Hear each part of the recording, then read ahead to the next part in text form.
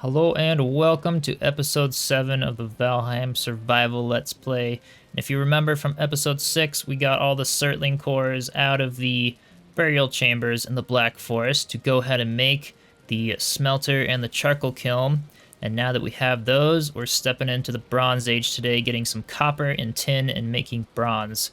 So we'll go through all the steps to do that. But first, we are going to sleep the night so that we get that good rested bonus, because it will take quite a bit of stamina in order to actually use the pick, and the more stamina regeneration that we have, the faster we'll be able to mine the copper and tin. Alright, and I'm joined by Uhtred again today, day 72, and I guess, I don't know if this storm will clear up, but Uhtred started mining some of the copper. Awesome. Perfect timing. Perfect timing. All right, so I did build the forge here, the workshop. So that is new since last episode. We've got this little path over here, and this will eventually be paved, but head right up into here, and we do have the charcoal kilns and the smelters. So I'm super excited to start actually making some bronze. So basically in the charcoal kilns, we just add wood, and that'll turn into coal, which we can use to power the smelters. So with that said, I guess we head to the copper deposit first that you were starting to dig at for a little bit. A quick update on the boars. They are doing pretty well. Oh, they're tame and they're hungry, so it looks like we do have to drop a little bit more food in there once I get some oh, I chucked the raspberry in the wrong direction. Give them a little bit more raspberries so they can keep doing their business. And I'm bringing good stamina foods and fairly good health foods. So again, just the honey, deer meat, and boar meat, because that is my early game diet. We are venturing the Black Forest, so having some health is nice, and the honey will give us that good stamina to be able to mine the copper. So the closest copper deposit is actually right over here, right on the edge of the Black Forest. And there's Uhtred mining away. Oh, this is kind of cool, actually. How it creates this this sort of cavey thing with the water being low like that. So he's dug out quite a bit of it, but as you can see from the top, this is kind of the original copper rock, and you can see it's got these little sparkles in it. And we are in the Black Forest, so we'll have some of these little great orbs to take out first, and then we can go ahead and mine. And do be wary that when you do mine copper and such, the noise from the pickaxe will most likely be pretty prone to attracting trolls and great dwarfs and all the mobs of the Black Forest. So it looks like you're undermining it, you said, and then it'll kind of start like falling down over time. So you can kind of. I'm hoping. Well, so if it goes deep enough, then it will leave kind of a top layer of the copper deposit that won't be connected to anything, and that way, so I'm trying to just mine like the bottom layer, right? So that way you can hit it certain ways that it'll break the whole top altogether, and it saves you a bunch of work.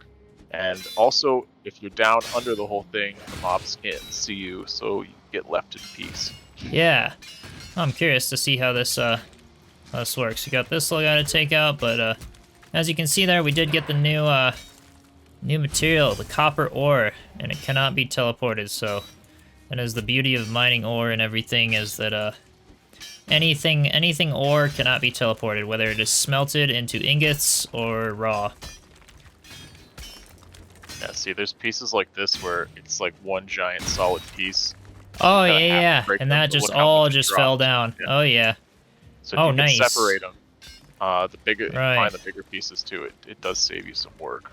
Gotcha. But it's all these ones that are kind of connected to the ground still in some way. Those are the ones that'll prevent it from making the big breaks. Right. So I try to find those and like map it out so I can leave these chunks in the middle.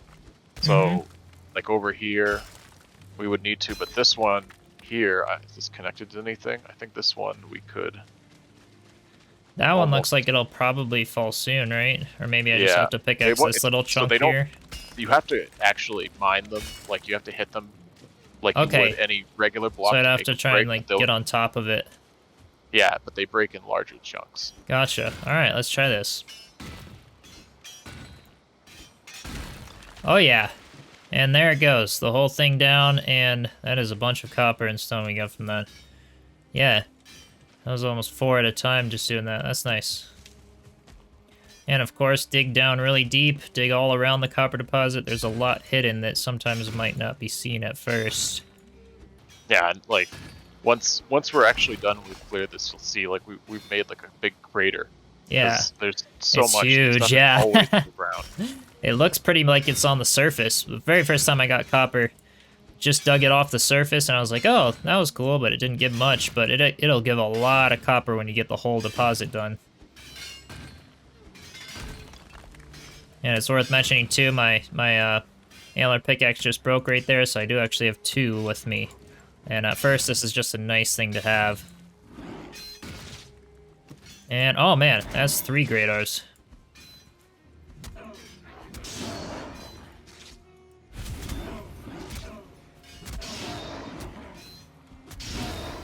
There we go. Now they're all taken out. And as you can see, just 8 copper there, and the 50 stone I got, I'm already too full on weight. So I'm gonna make a little trip back, and because this is really close, I'll just make a little trip back and deposit some of this stuff. But it's pretty soon here we're going to make the cart, which will allow us to carry a whole bunch more weight back. And to make the cart, we do need bronze nails, so we do have to make some bronze. So with that said, I'm going to show you how to make some bronze here in just a second. And for bronze, you do need copper and tin. But if you do remember from the episode where we did find some tin in front of the those like stone structures in the Black Forest, and I'll show you what a tin deposit looks like as well pretty soon. But for the time being, I'm going to go back with some copper and tin and just show you how to make bronze, and we can maybe make some of the bronze nails to get that cart going. Alright now, so with copper obtained, to get tin, you'll basically want to be in a Black Forest biome, come near the shoreline of a lake or a creek or the ocean, and you'll find plenty of these little silvery rocks that say tin deposit. And we can just go ahead and mine those with our antler pickaxe.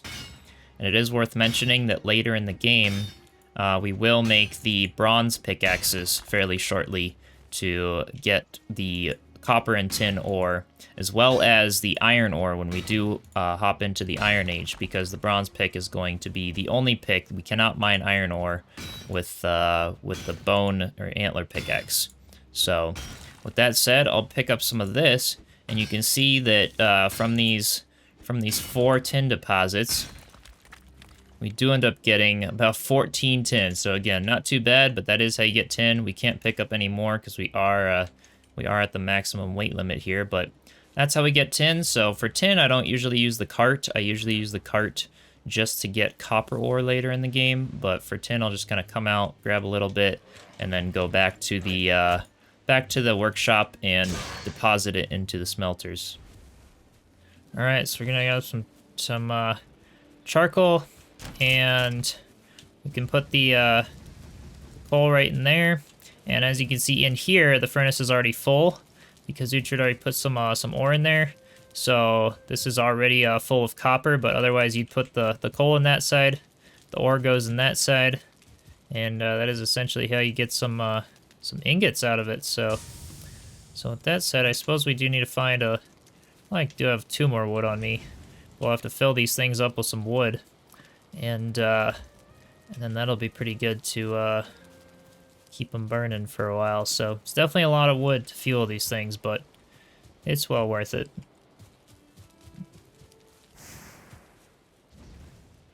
Alright, so first piece of copper right here, smelted, and look at all those new recipes. So first thing we have to do is make the forge in order to make bronze. So gotta wait for a few of these ingots to come out, and there's the tin. So again, this is what the tin ore looks like. This is what it looks like after being smelted. So 2 copper and 1 tin will make you a bronze ingot. So with that said, let's see how much copper it is to actually make the forge. It looks like it is 6 copper, 10 wood, 4 coal, and 4 stone. So I already have some smelted in here, so we can go ahead and just bring that. I know I'm encumbered at the moment, but that's all fine. So what I'm going to do is go ahead and pop the forge down right over here. This is a fairly good spot for it. And we do need the 10 wood. Uhtred, you got any wood on you or near you or handy anywhere? No, I'm a little bit far away from you. I have 2 wood. Okay. I'll go grab some wood and then I'll come back and make Just that. destroy a couple roof tiles. Totally. Just cannibalize. I'll just destroy the house whenever I need wood. So that's the best exactly. idea. We can build it back. We can always repair the house. This is true. All the builders though, that would be so cringe. Well, we do have the wood requirements now, so we can go ahead and bring out that that copper and that coal, and we can go ahead and place down the forge right here. I brought almost Epic. a full stack of Look at all those new crafting recipes. there. So the bronze, 2 copper, 1 tin. So let me grab the 4 tin that was in here because we can make a couple of bronze ingots here. And we can go ahead and craft those. And a bunch more new recipes just unlocked. So we've officially started into the Bronze Age. So bronze nails, 20 of them is only 1 bronze. So we're going to go ahead and craft those because we do need those to make the cart, the wood shutter, the carve. So as you can see now, if I hit my hammer, look at all of these new recipes that we have unlocked everywhere. So you can make these new window shutters, which are really nice. Those will add a lot to the builds. We can make the forge and a lot more forge improvements and workbench improvements. And then furniture-wise, we unlocked the sconce, which is a much nicer version of the torch that can go on the wall. We unlocked item stands, all that amazing stuff. And the miscellaneous, obviously, we have the cart here and the carve. So these are this carve is the next best ship, so we don't have to use the silly little raft anymore. It's not the best ship in the game, but it's pretty darn good. So looks like I do need some more wood to make the cart, but get back and make that cart as soon as I grab the rest of the wood that I need. All right, sweet. We got enough wood now. We can go ahead and build that cart. All right, so we'll just go ahead and pop it down on the cart path here in the right direction. And it is empty right now. You can see that if it's on a hill, it will roll down unless otherwise stopped by some other sort of a force. So you can see I can just kind of push it around, but to actually use it, E to use, and we can go backward, forward, push it around, all that good stuff. So with that said, we can essentially press E and we have all of that storage. And this is unlimited weight essentially, but the more weight that's in here, the much harder it is to pull the cart. So like if this thing is entirely loaded down with tons of stacks of stone and ore, if I was trying to go up a hill, I might be going ridiculously slow. Something like this or even slower. So, so that is one thing to keep in mind when you are using the cart. And then to actually not use the cart, you can either press E again. So you can see here I'm pulling the cart. I can point on the handle and then press E and it will drop the cart. Or I can actually do a roll, which is the spacebar and right click at the same time. And this will actually roll me, and it just gets me out of the cart much faster. So that's a cool little trick that I just wanted to share. That is a little nicer if you got to fight some mobs really quick or something. Just got to get out of that cart and do your stuff before you go collecting some more ore. So with that said, I'll repair my pickaxes, and we can head out for a whole bunch more with this cart. And I'll get back to you when we've got a bunch of bronze, and we can start making some of this really cool stuff. Alright, so quite a few in-game days later, figured I'd skip ahead a little bit. We now have the workshop looking much nicer. You can see there an example of the sconce, so a little bit nicer than these standard little wooden torches. I now have the level 4 workbench, so that is awesome. Went ahead and upgraded my troll hide armor now that I could, and then the level 2 forge. Now with the forge, the very first things I crafted were the cultivator, so that I could begin farming, and the bronze buckler and the bronze axe. So most people would be crafting weapons or bronze armor or things like that, but me personally, I like to craft things that kind of serve a purpose in the building realm of things. So this is our amazing workshop now, little fireplace so that we can get some comfort while we're in here, cook some food. Now we now have these smelters here, and then all of the chests which have all of the ore in them here, and then another stack of chests that will have wood and charcoal in them from the charcoal kilns here. So that is the workshop design here. Again, it's how it kind of looks out from the outside. We made a little gate here that goes out to the Black Forest as we kept getting the copper. So you can see here a nice little cart path to go to the copper deposits out there in the Black Forest that we were coming back and forth on to get all of the copper and tin. So we did do little sheds here. Uhtred built these for the carts. So this is really awesome. So we do have the carts in here. Just keeps water damage off of them and such. So they actually do serve a purpose, and it looks really, really cool. So we did end up working on some base defense here. Just a little bit of fencing. Nothing that's going to really take away too much from the overall look of things. But as you can see, we kind of mirrored that gate right over here as well to keep enemies out of our camp here. And then I also started planting some trees with the cultivator. So as you can see with the cultivator, it's really cool that if we have some seeds in our inventory, I'll just go ahead and grab a few different variety of seeds. So you can see here that if I hit the cultivator and I right click on it, we can either cultivate, so we can like plant grass anywhere. Obviously it has to be on soil. We can plant a fir sapling, a pine sapling, beech sapling, whatever saplings you have, and then carrots, we can also plant those if we have the carrot seeds in our inventory. So that is a really cool thing. And then I also will mention that I did do the cauldron, which unlocked a whole bunch of recipes here. You can see we have boar jerky, healing mead, queen's jam, all of that good stuff. So now that we have the bronze axe, I can be chopping the fine wood, which is going to be really, really great for making furniture, as well as the fermenters to actually make some of those potions and meads after we brew them in the cauldron. So with that said, I did plant a few of these little trees. You can see this nice fir tree around and such with the cultivator. And then with the bronze axe, the specs wise, it's not actually that great compared to the flint axe that's a level 3.